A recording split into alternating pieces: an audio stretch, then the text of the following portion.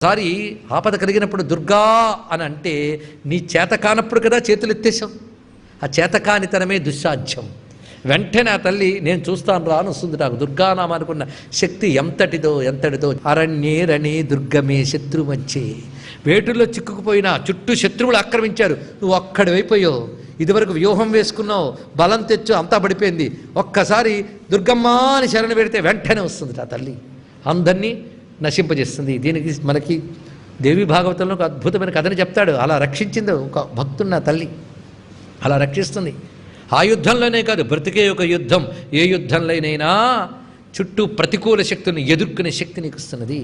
అందుకే మనలో ఉన్న దుష్టత్వాన్ని, బయట ఉన్న దుష్టత్వాన్ని, మనలో ఉన్న దురాచారాన్ని, బయట ఉన్న దురాచారాన్ని అన్నిటినీ తొలగించగలిగే దుర్గా అనే నామం ఒక్కటి చాలదా మనకి.